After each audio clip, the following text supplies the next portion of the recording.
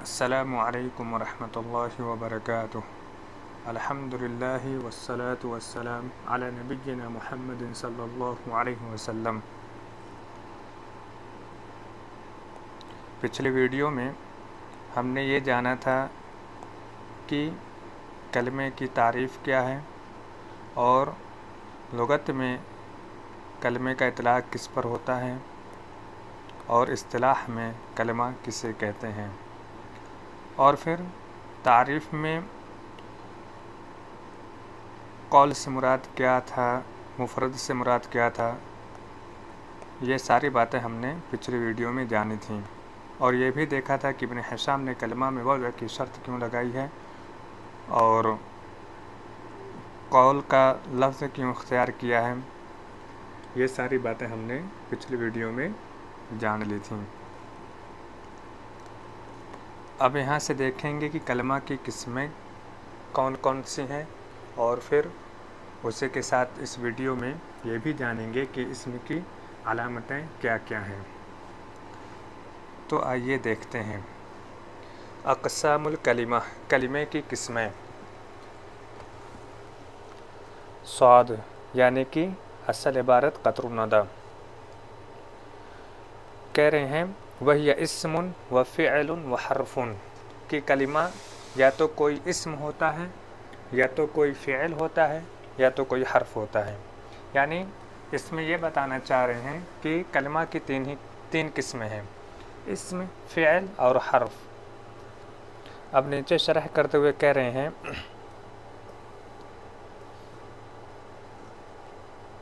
لما ذکرت حد الکلمتی، کہ جب میں نے کلمے کی تعریف ذکر کر دی، کلمے کی تعریف بیان کر دی۔ حد مطلب تعریف ہوتا ہے، پچھلی ویڈیو میں نے بتایا تھا۔ بینت انہا جنس تحتہ ثلاثۃ انواع، تو میں نے یہ بھی بیان کیا کہ وہ ایک ایسی جنس ہے جس کے تحت 3 قسمیں ہیں۔ نمبر 1 اسم، نمبر 2 فعل اور نمبر 3 حرف۔ یعنی کلمے کی 3 قسمیں ہیں، اسم، فعل اور حرف۔ اب یہاں سے یہ بتا رہے ہیں کہ کلمے کی 3 ہی قسمیں کیوں ہیں، اس کی دلیل کیا ہے، کلمے کی چوتھی قسم کیوں نہیں بنی، 5ویں قسم کیوں نہیں بنی، اس بات کی وضاحت کرنے جا رہے ہیں۔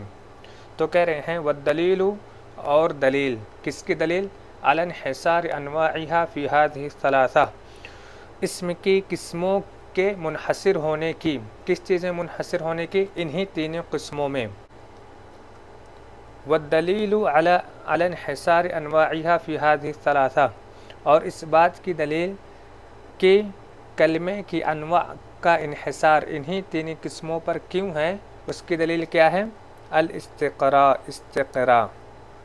استقراء کا مطلب ہوتا ہے تتبع، غور و خوض کرنا۔ آگے اس کی تشریح کر رہے ہیں فإن علماء هذا الفن، کیونکہ اس فن کے علماء یعنی لغت کے علماء، علماء نحو، علماء صرف، علماء لغت، جو بھی کہہ لیں، تتبعوا، غور و خوض کیا، کس چیز میں غور و خوض کیا، کلام العربی، عرب کے کلام میں، یعنی ان کے بول چال میں، ان کے کلام میں، ان کی تحریروں میں غور و خوض کیا۔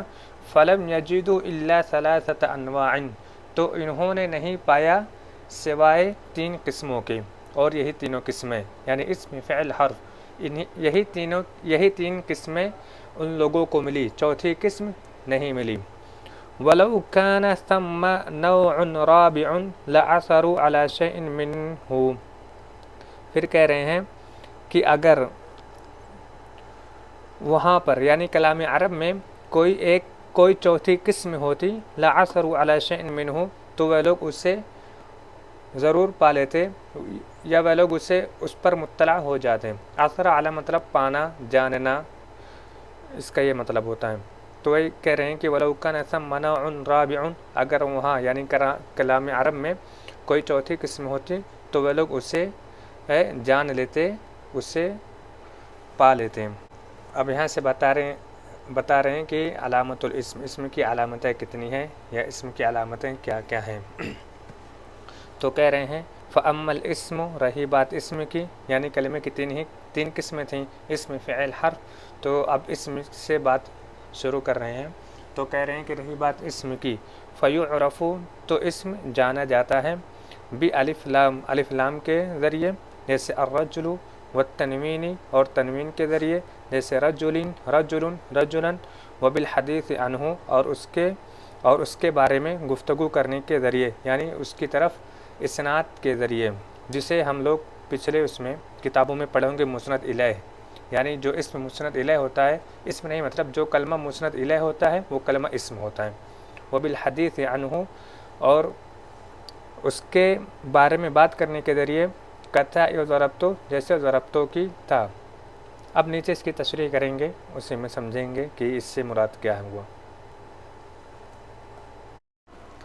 شرح لما بینت من حصرت فیہ انواع الکلمۃ الثلاثہ، جب میں نے بیان کر دیا جس میں کلمہ کی تینوں قسمیں منحصر ہوتی ہیں، جب میں نے اس بات کی وضاحت کر دی تو میں نے بیان کرنا شروع کیا۔ شرعت فی بیان، میں نے بیان کرنا شروع کیا، کیا بیان کرنا شروع کیا؟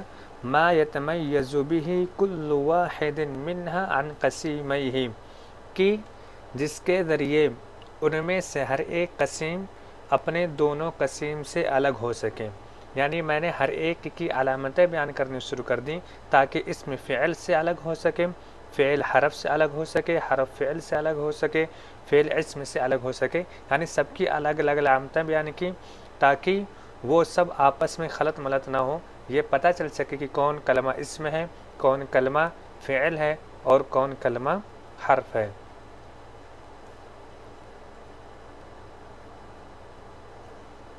یہ قسیم ہے، قسم نہیں ہے۔ اس کو سمجھنے کے لیے جیسے اسم، فعل، حرف، یہ کیا ہے؟ کلمہ کی قسم ہے، کلمہ کی تین قسمیں، تو یہ کلمہ کی تین قسمیں ہیں، اسم، فعل، حرف، اور یہ تینوں آپس میں ایک دوسرے کے قسیم ہیں، یعنی اسم فعل کا قسیم ہے، فعل حرف کا قسیم ہے، اسی طرح حرف فعل کا قسیم ہے اور فعل اسم کا قسیم ہے، اسی طرح اسم حرف کا قسیم ہے، حرف اسم کا قسیم ہے، یعنی آپس میں یہ ایک دوسرے کے قسیم ہیں اور یہ تینوں کلمہ کی قسم ہیں۔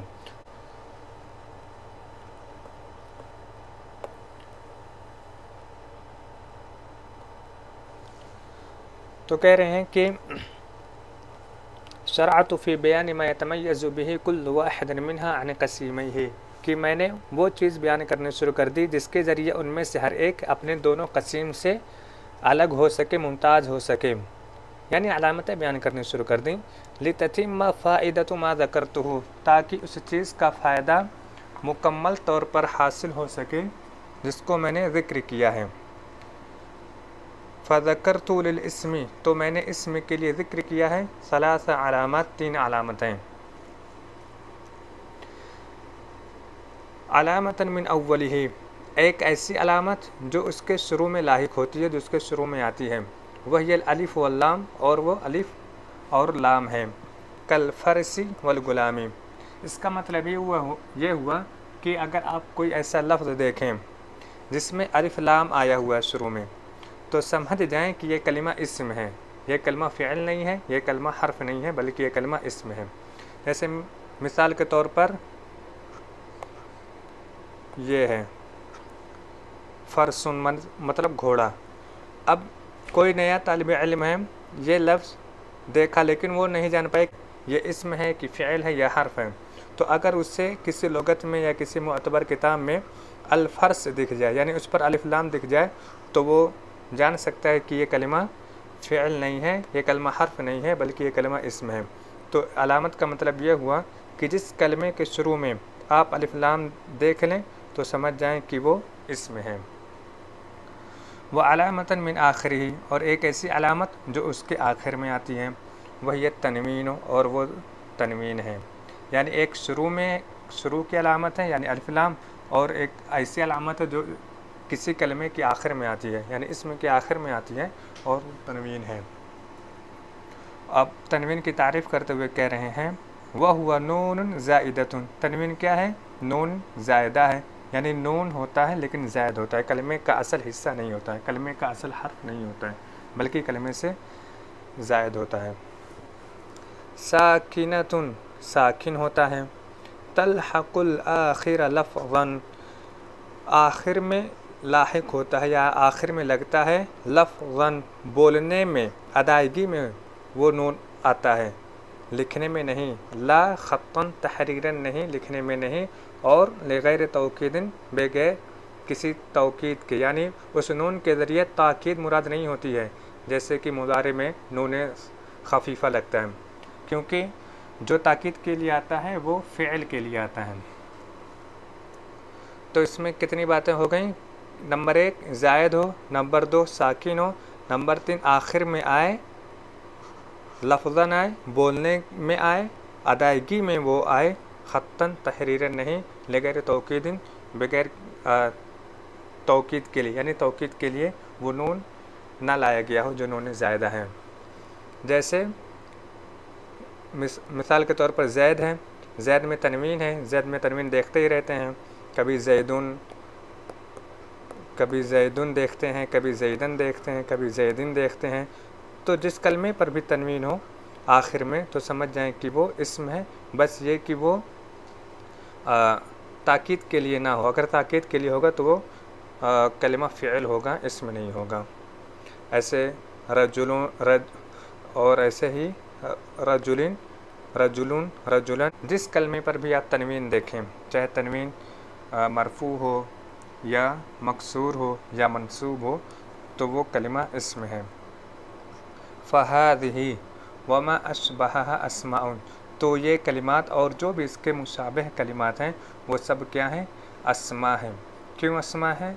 बेदलील वजूद तनवीन फ़ी आखिरिहा, उसके आखिर में तनवीन के पाए जाने की दलील की वजह से, यानी कलमे के आखिर में तनवीन है, इस वजह से यह कलिमा अस्मा है, इस्म है। ये दोनों अलामतें जो थीं, अलिफ लाम और तनवीन, ये दोनों लफ्ज़ी हैं, ये दोनों लफ्ज़ी अलामत हैं, लफ्ज़ी।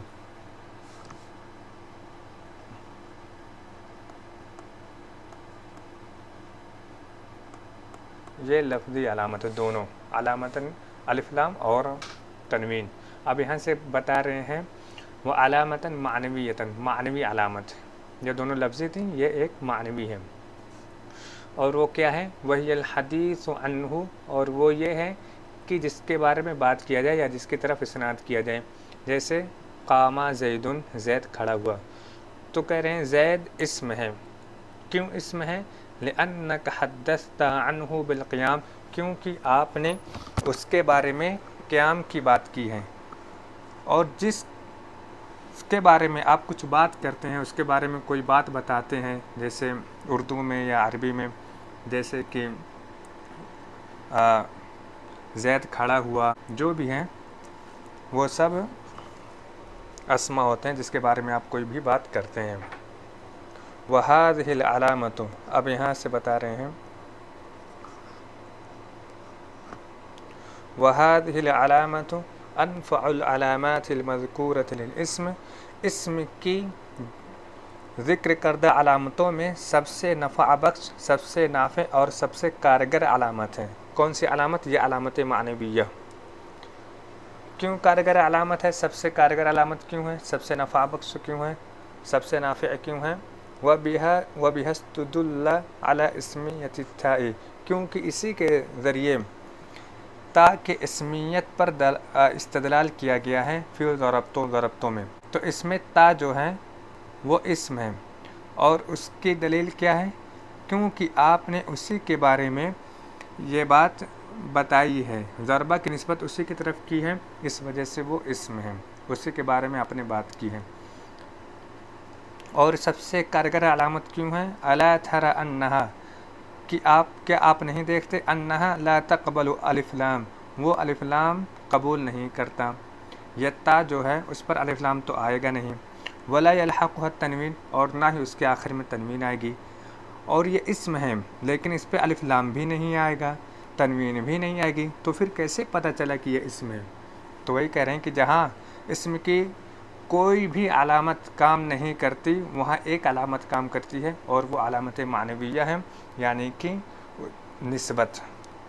اور کہہ رہے ہیں ولا غیرها من العلامات، اور نہ ہی اس کے علاوہ ان علامتوں میں سے کوئی علامت آ سکتی ہے التي تذکر للاسم، جو اسم کے لیے ذکر کی جاتی ہیں، یعنی اسم کی کوئی بھی علامت تا پر نہیں آ سکتی سوى الحدیث عنہا فقط، سوائے اس کے بارے میں گفتگو کرنے کے یا مسند الیہ کے، اس کے علاوہ کوئی بھی علامت تا قبول نہیں کرتا، اور وہ اس میں بھی ہے تو ظاہر بات اس کے لیے کوئی علامت بھی ہونی چاہیے، تو یہ علامت سب سے نفع اور سب سے کارگر ہے۔ شکراً، جزاک اللہ خیر۔